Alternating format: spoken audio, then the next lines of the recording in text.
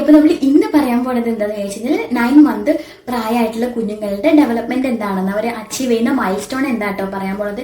അപ്പൊ 9 മാസം ആകുമ്പോഴേക്കും കുഞ്ഞുങ്ങൾ ഏകദേശം കുറച്ച് വളർന്നൂല്ലേ. നമ്മുടെ കുഞ്ഞുങ്ങളൊക്കെ പ്രത്യേകിച്ചും സോളിഡ് ഫുഡ്സ് ഒക്കെ അവർക്ക് നന്നായിട്ട് കഴിച്ചു തുടങ്ങിയിട്ടുണ്ടാവും. ഏകദേശം ഒരു 3 പ്രാവശ്യമെങ്കിലും കുഞ്ഞുങ്ങൾക്ക് ഈ സമയത്ത് നമുക്ക് ഫുഡൊക്കെ കൊടുത്തു തുടങ്ങാം കേട്ടോ. അതേപോലെ തന്നെ ഒരു ഉറക്ക് എന്ന് പറയുന്നത് ഇതേപോലെ നാപ്പായിട്ടുണ്ടാവും. രാവിലെ ഒരു കുറച്ചു നേരം, അതേപോലെ ഉച്ചയ്ക്കും രാത്രി ഈ ഒരു രീതിയിലേക്ക് ഒരു 3 നേരമെങ്കിലും ഉറങ്ങുന്നുണ്ടാവാം. അത് ചില കുഞ്ഞുങ്ങൾ അതിലും കൂടുതൽ ടൈം ഉറങ്ങുന്നുണ്ടാവാം. നോർമലി പറയുന്നത് ഒരു 14.5 മണിക്കൂറെങ്കിലും കുഞ്ഞുങ്ങൾ ഈ ഒരു സമയത്ത് ഉറങ്ങണമെന്നാണ് പറയുന്നത്. അത് നമുക്ക് ഷെഡ്യൂൾ ചെയ്യാം കേട്ടോ. അവർ ഉറങ്ങുന്നതിനനുസരിച്ചിട്ട് അമ്മമാർക്ക് ഷെഡ്യൂൾ ചെയ്യാവുന്നതാണ്. അതേപോലെ അവർ ഫുഡ് എന്ന് പറയുന്നത് ഇതേപോലെ ഒരു 3 നേരം കൊടുക്കാം. ആ കൊടുക്കുന്നതിന്റെ അളവ് കൂടിയും കുറേ അതൊക്കെ നമ്മൾ കുഞ്ഞുങ്ങളെ ഡിപ്പെൻഡ് ചെയ്തിട്ട് അമ്മമാർക്ക് അറിയാലോ അവർക്ക് എങ്ങനെയാണ് കൊടുക്കേണ്ടതെന്ന്. അതിന്റെ കൂടെ നമ്മൾ ഫീഡിംഗ് എന്ന് പറയുന്നതും നമ്മൾ പ്രോപ്പറായിട്ട് ചെയ്തു വരുന്ന ഒരു കാര്യമായിട്ടോ. ഒരു 2.5 വയസ്സ് വരെയെങ്കിലും അത് കൊണ്ടുപോകേണ്ടതാണ്. അപ്പൊ അത് നമ്മൾ ഈ ഭക്ഷണം കഴിക്കുന്നതിന് മുന്നേ 1 മണിക്കൂർ മുന്നേ ആയിട്ടോ, അതിൽ ഭക്ഷണം കഴിഞ്ഞ് 1 മണിക്കൂറിന് ശേഷം ആ ഒരു രീതിയിൽ കൊടുക്കാൻ പാടുള്ളൂ കേട്ടോ. കുഞ്ഞുങ്ങൾക്ക് ദഹനമൊക്കെ ആയി വരുന്നതേ ഉള്ളൂ. അതൊക്കെ അമ്മമാര് ശരിക്കും എന്താ പറയുക കാൽക്കുലേറ്റ് ചെയ്ത് അഡ്ജസ്റ്റ് ചെയ്ത് കൊടുക്കുക വേണ്ട കേട്ടോ. ഇനി നമുക്ക് കുഞ്ഞുങ്ങളുടെ ഗ്രോസ് മോട്ടോർ സ്കിൽ എന്താ നമുക്ക് നോക്കാം. കുഞ്ഞുങ്ങൾ ഈ ഒരു പ്രായത്തിലാണ് നന്നായിട്ട് മുട്ടുകുത്തിയൊക്കെ തുടങ്ങുക എന്ന് പറയാം. നമ്മൾ കുഞ്ഞുങ്ങളെ ഏകദേശം ഒരു 8 മാസം ആകുമ്പോഴേക്കും കുഞ്ഞുങ്ങൾ നമ്മൾ ഇരുത്തിയൊക്കെ ശീലിപ്പിച്ചിട്ടുണ്ടാവും. തന്നെയൊക്കെ ഇരുന്ന് സപ്പോർട്ട് ചെയ്ത് തുടങ്ങിയിട്ടുണ്ടാവും. അതേപോലെ തന്നെ ചില കുഞ്ഞുങ്ങൾ മുട്ടുകുത്താനുള്ള ആ ഒരു രീതിയിലേക്കൊക്കെ പോയിട്ടുണ്ടാവും ഞാൻ പറഞ്ഞിട്ടുണ്ട്. അപ്പൊ ഈ ഒരു സമയത്താണ് നന്നായിട്ട് അവർ ക്രോൾ ചെയ്ത് മുട്ടുകുത്തി 4 പേരെ പോയി തുടങ്ങുന്ന ഒരു പ്രായമാണ് ഈ ഒരു സമയം എന്നുള്ളത്. അത് ഭയങ്കരമായിട്ട് അവരുടെ മസിൽസ് കൈയിൻ്റെതും കാലിൻ്റെതൊക്കെ നല്ല രീതിയിൽ പെർഫോം ചെയ്ത് തുടങ്ങുന്ന ഒരു സമയമാണിത്. പക്ഷേ എല്ലാ കുഞ്ഞുങ്ങളും ഒരുപോലെയല്ല. ചില കുഞ്ഞുങ്ങൾ പതിയായിരിക്കും. അപ്പൊ നമ്മൾ വെയിറ്റ് ചെയ്യാം, ഒരു 2-3 മാസം കൂടെ വെയിറ്റ് ചെയ്യാം കേട്ടോ. നമ്മൾ എന്റെ കുഞ്ഞ് 9 മാസമായി ഇനിയും മുട്ടുകുത്തിയില്ലല്ലോ എന്ന് വിചാരിക്കരുത്. ചില കുഞ്ഞുങ്ങൾ 10-11 മാസമൊക്കെ ആവും. എന്നാലും പ്രോപ്പർലി പറഞ്ഞു വരുന്നത് ഈ ഒരു സമയത്താണ് കുഞ്ഞുങ്ങൾ നന്നായി മുട്ടുകുത്തി തുടങ്ങാം. അതേപോലെ തന്നെ അവർ ഈ ഫിംഗേഴ്സ് ഒക്കെ അവിടുത്തെ യൂസ് ചെയ്ത് തുടങ്ങും കേട്ടോ. നമ്മൾ ഈ ചെറിയ എന്തെങ്കിലുമൊക്കെ സാധനങ്ങളൊക്കെ ഇങ്ങനെ എടുത്തിട്ട് ഇങ്ങനെ വിട്ടിട്ടുള്ള ഒരു ശീലമായിരിക്കുമല്ലോ അതുവരെ. നോർമലി അവരിങ്ങനെ ഫിംഗേഴ്സ് വെച്ചിട്ട് ഇങ്ങനെ എടുക്കാനൊക്കെ സ്റ്റാർട്ട് ചെയ്ത് തുടങ്ങും കേട്ടോ. പിന്നെ ചില കുഞ്ഞുങ്ങൾ നമ്മൾ ഈ ഇങ്ങനെ കസേര, സോഫ ഇങ്ങനെയുള്ള സ്ഥലങ്ങളിലേക്ക് പിടിച്ച് കയറി നിൽക്കാൻ വേണ്ടി ശ്രമിക്കും. അതേപോലെ നമ്മളിങ്ങനെ പിടിച്ചിട്ടാണെങ്കിലും അവർ നമ്മളിങ്ങനെ കാല് വെച്ചിട്ട് നമ്മളെ സപ്പോർട്ട് ചെയ്ത് നല്ല രീതിയിൽ അവരെ കാലിൽ തന്നെ സപ്പോർട്ട് ചെയ്തവർ നന്നായിട്ട് നിൽക്കാൻ സ്റ്റാർട്ട് ചെയ്തിട്ടുണ്ടാവും കേട്ടോ. ഈ ഒരു സമയത്ത് പറയുന്ന പോലെ എല്ലാ കുഞ്ഞുങ്ങളും ഒരുപോലെയല്ല. ചിലപ്പം ഒരു 10 മാസം 11 മാസമൊക്കെ ഓരോ കുഞ്ഞുങ്ങളായി വരും. അത് ഓരോ കുഞ്ഞുങ്ങളുടെ വളർച്ച അനുസരിച്ചിട്ടാണ്. പൊതുവെ ഈ ഒരു മാസത്തിലാണ് ഇങ്ങനെയാണ് പറയണത്. കുഞ്ഞുങ്ങൾ ആരെങ്കിലും സപ്പോർട്ടിൽ നിൽക്കാനും അതേപോലെ തന്നെ നന്നായിട്ട് മുട്ടുമല എഴഞ്ഞു തുടങ്ങും കേട്ടോ. ഒരു പ്രായത്തിൽ പ്രത്യേകിച്ച് ശ്രദ്ധിക്കേണ്ടത് ഈ മുട്ടുമല എഴയുമ്പം അവിടെ ഇവിടെയൊക്കെ ആയിട്ടുള്ള ഈ ഷാർപ്പായിട്ടുള്ള കാര്യങ്ങൾ, അതുപോലെ ചെറിയ ചെറിയ മുട്ട് അങ്ങനെയുള്ള കാര്യങ്ങളൊന്നും ഇടാതിരിക്കുക. കുഞ്ഞുങ്ങളുടെ കയ്യിലേക്ക് എടുത്തു കഴിഞ്ഞാൽ അത് വലിയ ബുദ്ധിമുട്ടാണ്. അപ്പൊ ഇനി ഒരു പ്രായം തൊട്ട് കുഞ്ഞുങ്ങൾ ഭയങ്കര ആക്റ്റീവ് ആയിരിക്കും.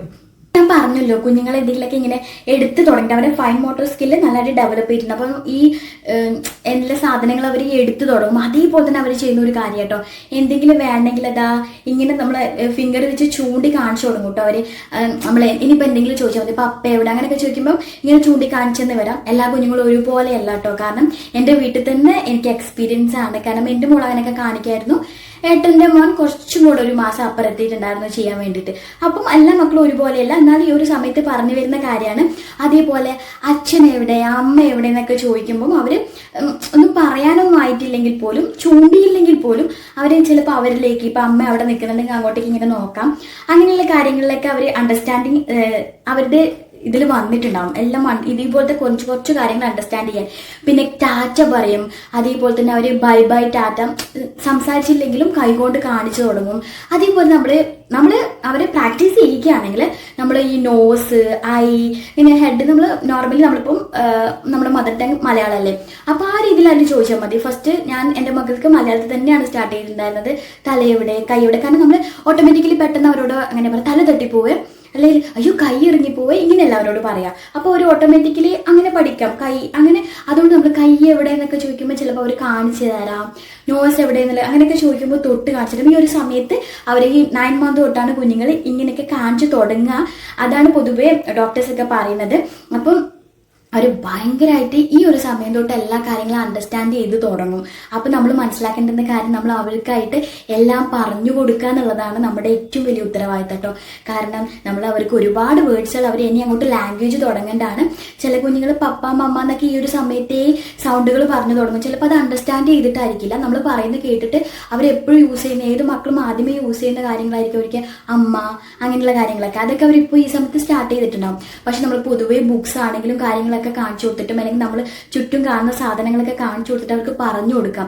അപ്പോൾ അവരതിനെ അണ്ടർസ്റ്റാൻഡ് ചെയ്യും. ചില സമയത്ത് സംസാരിക്കാൻ പറ്റില്ലെങ്കിലും അത് എവിടെയെന്ന് ചോദിച്ചാൽ ചിലപ്പോൾ നോക്കുവോ അല്ലെങ്കിൽ ചൂണ്ടിക്കാണിക്കാനോ അങ്ങനെയൊക്കെ അവർ സ്റ്റാർട്ട് ചെയ്ത് തുടങ്ങുന്നത് ഈ ഒരു സമയത്താണ്.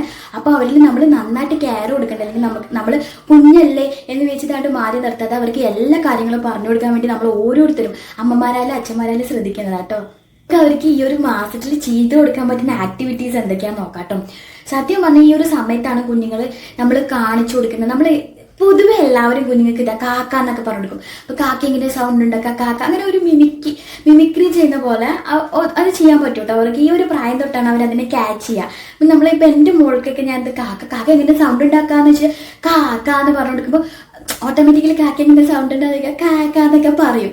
അത് നമുക്ക് ഈ 9, 10 അങ്ങനെയുള്ള മാസങ്ങളിലേക്കാണ് സ്റ്റാർട്ട് ചെയ്യുക. അപ്പോൾ ഈ ഒരു മാസത്തിൽ അങ്ങനെ നമ്മൾ കാണുന്ന പൂച്ചേനെ ആയാലും പൂച്ചേൻ്റെ സൗണ്ട് മ്യാവ് മ്യാവ് ഇങ്ങനെയൊക്കെ പറഞ്ഞു കൊടുക്കുക. അവരത് ശരിക്കും മിമിക്ക് ഇങ്ങോട്ട് നമുക്കും കാണിച്ചു തരും കേട്ടോ.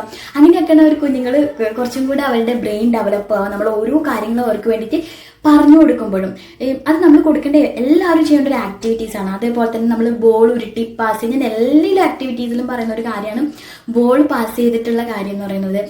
മുന്നേയൊക്കെ നമ്മൾ ബോൾ അവർ ഇരിക്കുന്നിടത്തേ ചെയ്യാൻ പറ്റുള്ളൂ. ഇപ്പം നമുക്ക് അവർ മുട്ടുകുത്തിയൊക്കെ തുടങ്ങിയപ്പോൾ ഇപ്പം ബോൾ നമുക്ക് ഉരുട്ടി വിടുമ്പോൾ അതിൻ്റെ പിന്നാലെ പോയി അത് എടുക്കും അവർ.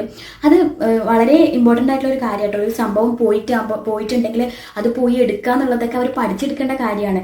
അപ്പം നമ്മൾ ബോൾ ഇങ്ങനെ പാസ് ചെയ്യുന്ന സമയത്ത് അത് പോയി എടുക്കുക, അങ്ങനെയുള്ള കാര്യങ്ങളൊക്കെ അവരെ കൊണ്ട് ചെയ്യിപ്പിക്കുക. അതേപോലെ തന്നെ റീഡിങ് കുഞ്ഞു കുട്ടിയല്ലേ എന്ന് ചോദിക്കും. അല്ല, അവരുടെ ലാംഗ്വേജ് ഡെവലപ്മെന്റിലാണെങ്കിലും അവരുടെ അറിവിനാണെങ്കിലും റീഡിങ് മസ്റ്റ് ആണ്. അപ്പോൾ അവർക്ക് ആവശ്യമുള്ള തരത്തിലുള്ള ഒരുപാട് ബുക്സ് ഇന്ന് അവൈലബിൾ ആണ്. അത് ബുക്സ് മേടിച്ചിട്ട് അതിലുള്ള ഓരോന്ന് കാണിച്ചു കൊടുക്കാം. ആപ്പിൾ, ഇപ്പോൾ ഫ്രൂട്ട്സിൻ്റെ ബുക്കാണ് ആപ്പിൾ, ബനാന അങ്ങനെയൊക്കെ കാണിച്ചു കൊടുക്കാം.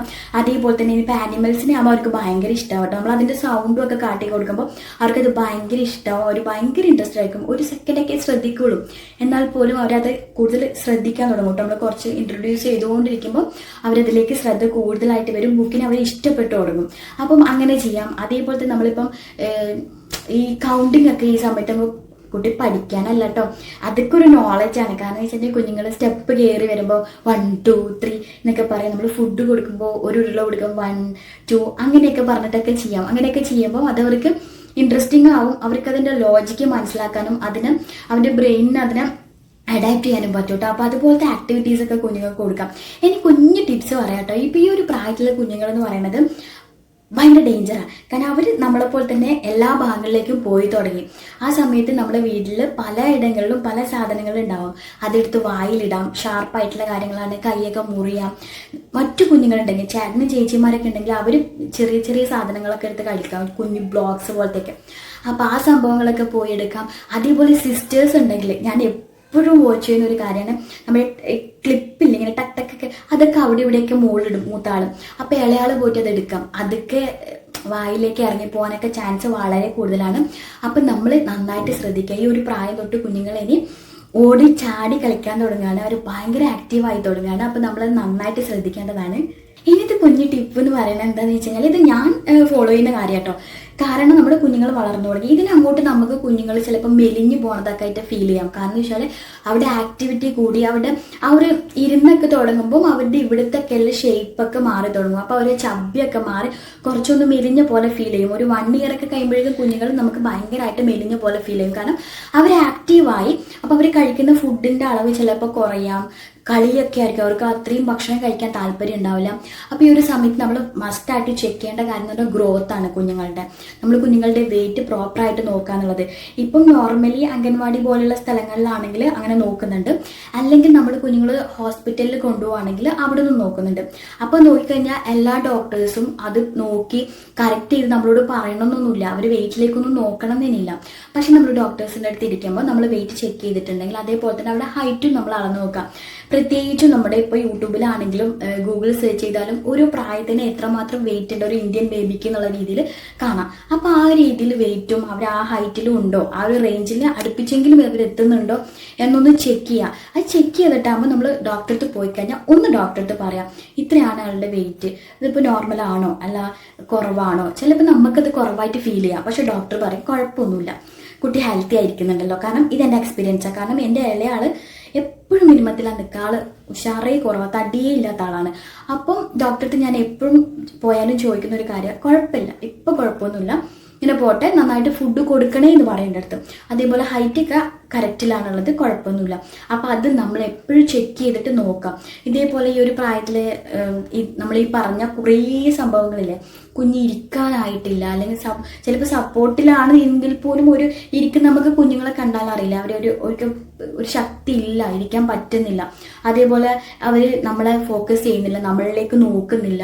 ഇതൊക്കെ ഒന്ന് ചെക്ക് ചെയ്യുക. ഇതൊക്കെ നോക്കുമ്പോൾ നമുക്ക് ഈ ഒരു 9 മാസത്തിൽ കുട്ടി നമ്മുടെ കണ്ണിലേക്ക് തന്നെ നോക്കുന്നില്ല, അല്ലെങ്കിൽ നമ്മൾ പറയുന്നതൊന്നും അണ്ടർസ്റ്റാൻഡ് ചെയ്യാൻ വേണ്ടിയിട്ടുള്ളൊരു നമുക്ക് മനസ്സിലാവും നമ്മൾ കുഞ്ഞിൻ്റെ ഒരു നോർമാലിറ്റി ഏതോ രീതിയിൽ ഉണ്ട് നമുക്ക് തന്നെ മനസ്സിലാവും. ഒരു 9-10 മാസം അങ്ങനെ പെട്ടെന്ന് തന്നെ ഡോക്ടറെ കൺസൾട്ട് ചെയ്യുക. കാരണം ചില കുഞ്ഞുങ്ങൾക്ക് അസുഖങ്ങളൊന്നും ഉണ്ടായിട്ടായിരിക്കില്ല. ഒരു ഡോക്ടർ കെയറോ നമ്മുടെ വീട്ടുകാരെ കെയറോ കിട്ടിയാൽ ക്ലിയർ ആവുന്ന കാര്യം മാത്രമായിരിക്കും. അപ്പോൾ നമ്മൾ അതൊക്കെ ഒന്ന് ചെക്ക് ചെയ്തിട്ട് ക്ലിയർ ചെയ്യാൻ വേണ്ടിയിട്ട് ശ്രമിക്കാം. അപ്പോൾ നിങ്ങൾക്ക് ഈ വീഡിയോ തീർച്ചയായിട്ടും യൂസ്ഫുൾ ആയിട്ടുണ്ടാവും എന്ന് വിചാരിക്കുന്നു. ഇഷ്ടമായിട്ടുണ്ടെങ്കിൽ ലൈക്ക് ചെയ്യാനും അതേപോലെ തന്നെ സബ്സ്ക്രൈബ് ചെയ്ത് വെക്കാനും മറക്കല്ലേ.